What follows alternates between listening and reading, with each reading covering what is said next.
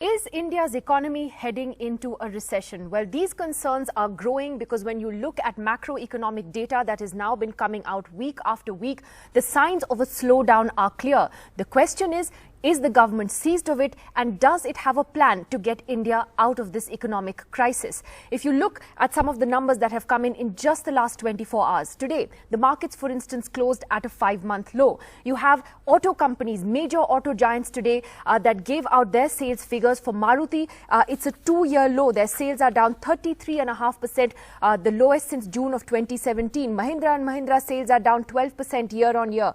So are Bajaj Auto sales down by 5%. Domestic sales for Bajaj Auto down by 13%. For Escorts, more than 13% as well. These are again worrying figures in the auto sector, which is now leading to concerns about job losses that have already started in that sector. And then you have the core sector data that was released just last evening, and that shows that the 8 core sectors have grown at just 0.2% in June of 2019. That is a nearly 4-year low. Well, joining me first to talk about what is happening with the economy is Kiran Majumdar-Shaw, the chairperson of Biocon Limited from Bangalore. Kiran Shaw, first of all, looking at all these numbers, core sector growth down, the auto sector numbers released today, which are very bad, the markets that are in a slump. How concerned are you about the state of the economy and the signals that we are seeing? You know, I am very deeply concerned because I'm one of those optimistic, members of India Inc. that feels that India has this huge opportunity to boost economic growth. I'm fully aligned with, the Prime Minister's aspiration of becoming a $5 trillion economy. And I really believe we can. But the point is we have to do things differently. And I think that all the signals that you're seeing today are indicating that our economy is slowing down. For the first time, we are seeing China overtake India in terms of GDP growth numbers this quarter. I understand it's come down to 5.8 and China is at 6.2. So I think the signals are out there. The alarm bells are ringing. We cannot be in denial anymore. And I think this is a time for the government to reach out to India Inc. and say, okay, let's sit together and work out what we need to do to boost economic revival. Kiran Shaw, we also heard Rahul Bajaj's concerned voice just a few days ago that there is no demand, that there is no private investment. As he said, growth will not fall from the heavens. So there clearly needs to be a plan. And in your view, what is then needed at this point to reverse what is happening? So, Nidhi, if you remember, the chief economic advisor put out a very good economic plan which talked about starting a virtuous cycle of investment, consumption and jobs. And I completely agree with that approach. You have to kickstart that virtuous cycle. Now, in order to do that, investment needs capital, investments needs money, investment needs profits. And if you look at consumption, as you rightly said, there are many sectors that are, not able to utilize their capacities. So we are seeing declining capacity utilization and we are seeing slowing consumption. You've seen that, many of the, FMCG companies and the white goods producers are really seeing their businesses slowing down. So if you ask me what are the 2 quick fixes, definitely I think the 25% corporate tax should be made available across the board. This business of saying that 99.3% of corporate India is covered is absolutely not really giving you all the right statistics, because 0.7% of India Inc. that is not covered by the 25% corporate tax rate is actually contributing 93% of India Inc.'s turnover. Where is that investment going to come from? The investment has to come from this very small 0.7% of India Inc. And if that happens, it actually has a multiplier effect. More profits means more money to invest. more investment means creating more demand and more jobs. That's more important. Now, when it comes to consumption, why can't we do away with the 28% GST? What is so difficult about that? How can you basically justify that almost 1/3 of the cost of a luxury car or an AC is GST? I mean, you are absolutely deterring consumption by these very high GST levels. I mean, is air conditioners really a luxury item anymore? But you know, Kiran Shaw, all important points made by you there. When you look though at the steps taken by this government in its second term, ironically, a government that was supposed to be business friendly, have they ended up actually hurting business sentiment further? When you see, for instance, from the higher taxes announced in the budget to the penalties now on companies if they don't comply with corporate social responsibility targets, there are complaints that Inspector Raj is back in full force. So how does all of this actually hurt business sentiment and investor confidence? Absolutely, because, you know, I think India Inc. does feel alienated. I think we have clearly seen that because of this fear of being seen to be close to business, the Indian businesses, and, you know, this whole aspect of crony capitalism, I think we have seen the government totally distancing itself from India Inc. And yet it is India Inc. that will actually contribute to strong economic growth. So I don't see why this is happening. I think that trust deficit has to be bridged. I think India Inc. and the government must work together to really boost economic growth. Without that, I can tell you that we are going to be in denial, and the government should not be rigid about taking its stand after the budget. Things need to happen. You need to take some bold steps in terms of reviving the economy. So be it if you have to roll back some of your budget statements. I mean, look at what's happening in the stock markets. This whole, they've spooked the market with this, you know, surcharge on FPIs and on share buybacks. I mean, all this is actually not at all good for investor sentiment. And therefore, you have to look at some of the things you've stated in your budget, and you might have to roll back many of these measures. What exactly would you want to see rolled back, if I may ask, from the budget?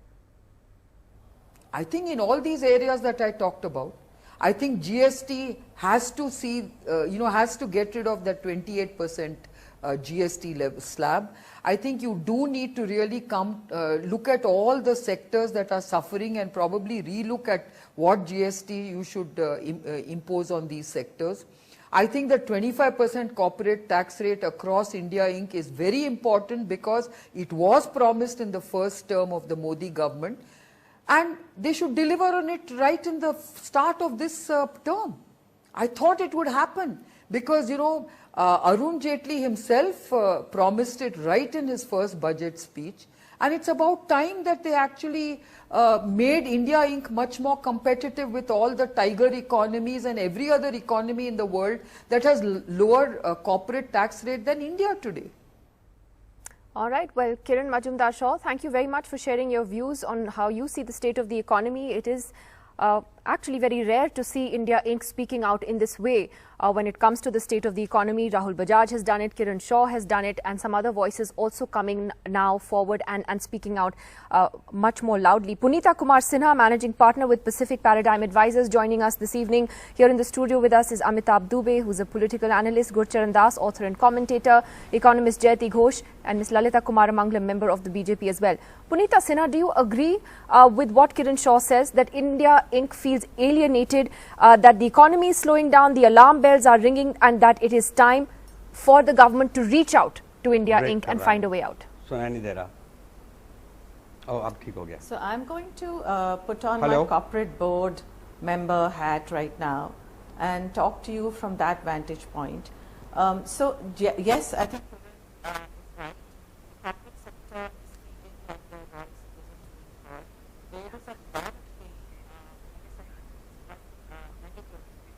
All right, I apologize. We've just lost that audio with Ms. Sinha. You know, just taking this to you, Jayati Ghosh, you just heard what Kiran Majumdar-Shaw was saying, and I'll ask you that question. That firstly, do you think there is a realization that there is a slowdown? I mean, is there, you think, a real acceptance of that in the government? I don't think there is still a genuine acceptance, because for me the real problem in the economy today is lack of demand. This is something that has been simmering for a long time. It was kind of diverted because of all the pre-election spending that somehow managed to kind of lift it a little bit from the even deeper slowdown it was heading into. Now that that impetus is over, we are now, I think, heading towards a recession. So there is a real problem of effective demand, and what has to be done is the revival of demand. Many ways to do this.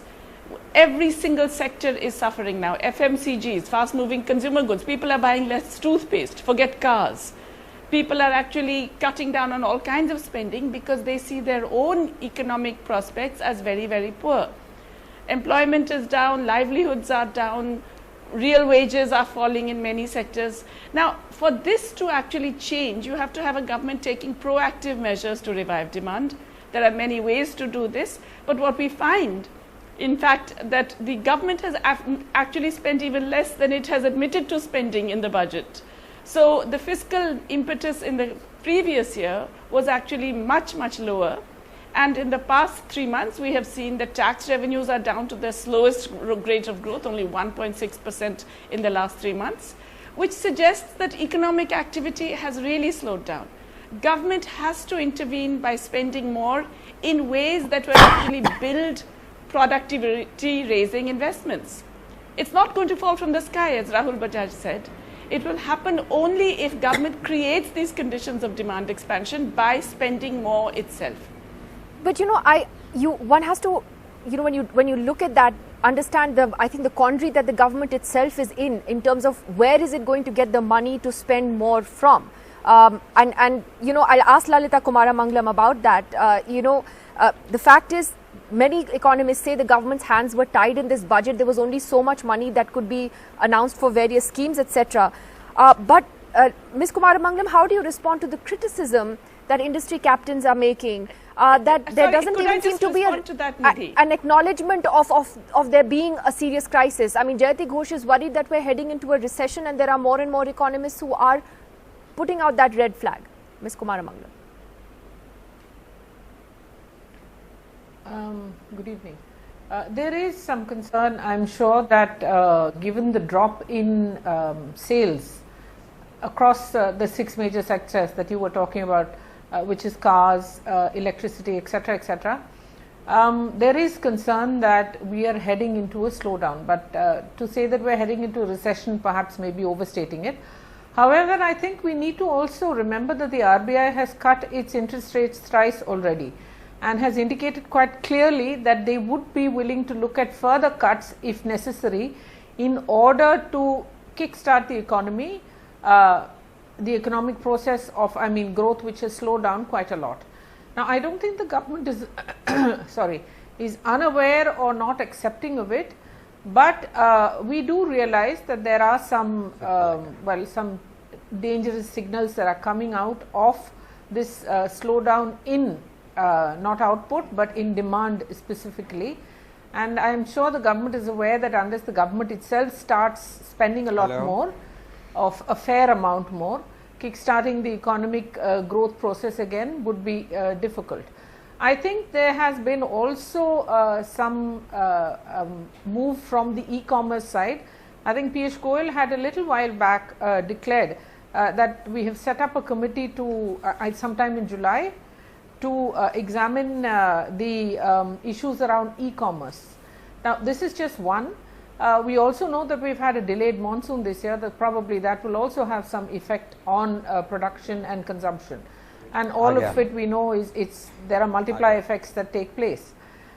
So it is accepted by the government. I mean, we are well aware of the fact that the economy is slowing down, and that we I will need just to ask you in a bit about it urgently. If that's the case, now, why they seem to be killing business sentiment instead? But what actually also concerns me, ma'am, just one moment. I just want to get Punita Sinha. I just want to get Punita Sinha that's back. what I was coming to. That what concerns I will me just is come back also to you, what ma'am, on Kiran that. Shah talked about. Yeah, Punita Sinha, do you agree with Kiran Shaw's concerns that India Inc. is alienated, that there needs to be a way for the government to work with corporate India to find a way out?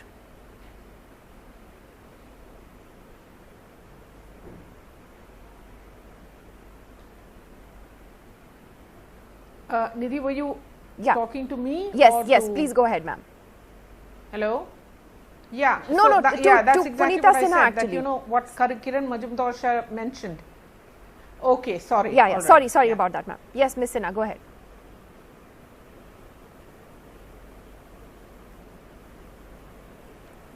All right, my apologies. This is when I really love being on TV because of all the things that can happen. So, Amitabh, let me take this to you. Broadly, do you agree with what Kiran Shaw is saying? But secondly, where does the government actually get the money from? You want the government to spend more, where will that come from? So, I think this has got to be one of the shortest honeymoons any government in India has faced. Mr. Modi just won a big election victory and the mood is completely sour, partly because of the budget. I think the problem is that the government is in a real bind. Of course, they do, I think, to some extent recognize that there's a problem. Of course, they will never admit it because the entire posture has to be one of grandeur, success, and you know, we're doing very well despite the change in the mood. But the government is in a bind because it has already overshot its deficit limits.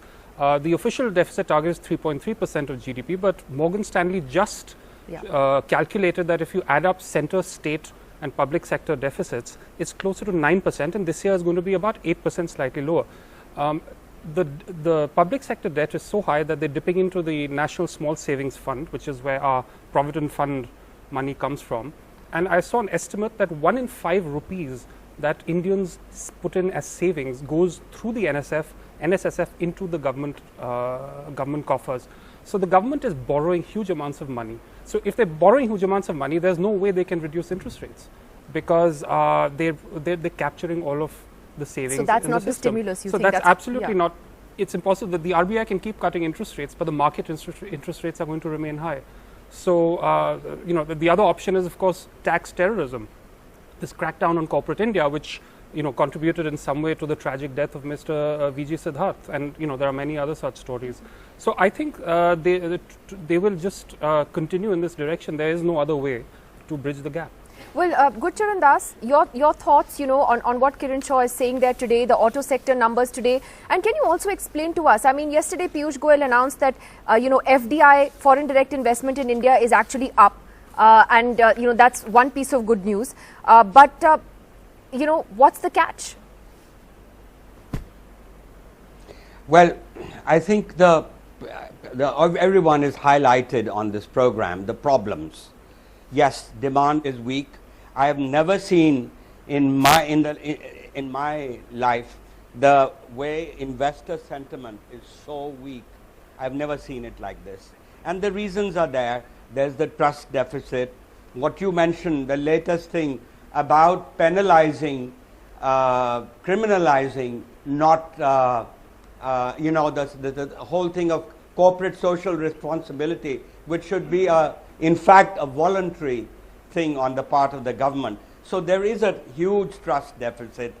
So the answer, I think, is what has been already suggested.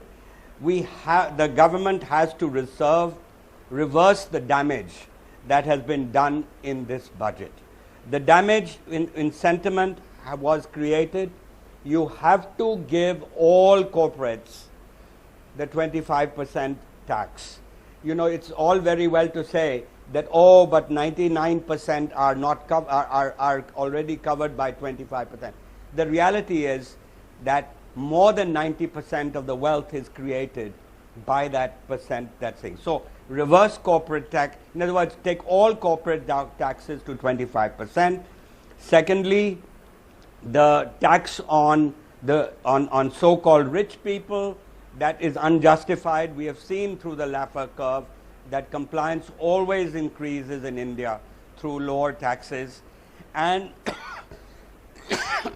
you have to reconsider the 28% GST. I think that. And finally, more important, you have to keep cutting rates down. That is necessary. But attitudes, I think it is the attitudes that are still in the government are still hostile to business. And I'll tell you, while the angel tax may have gone away, but it has so badly scarred the startup industry. Here's this government that said, we are for startups. You know what angel tax was? that if I invest 100 rupees in your company as a startup, you are forced to pay 30% as tax on it. I mean, it's an investment. Tax is always on profits. As you said, you believe government is hostile to business. Lalita Kumaramangalam, how does the government fight that battle, or is that a perception battle the government doesn't want to fight? Because until you make the sentiment business friendly, it's a vicious cycle, isn't it? To spur growth, investment, create jobs.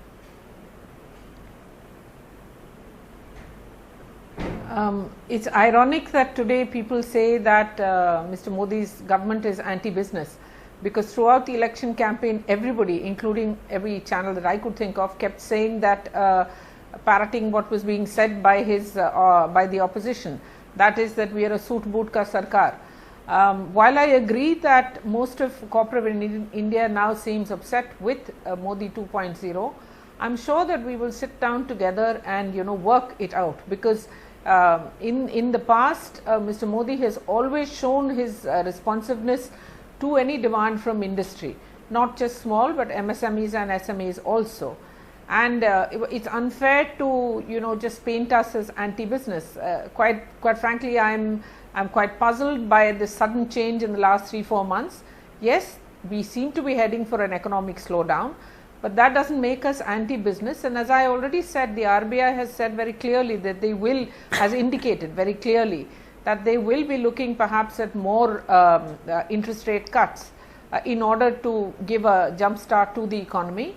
I'm sure the government is aware of what is happening, and they will take necessary steps. I don't think it's regretful that many captains and titans the reason that industry though is upset and says that you're that the government is anti-business today is because of the steps taken, whether it's the taxes in the budget, the whole CSR penalties.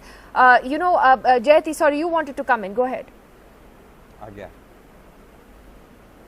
Yeah, no, listen, there are two things I want to mention. First of all, there's this notion that there's a fixed amount of money that government can spend.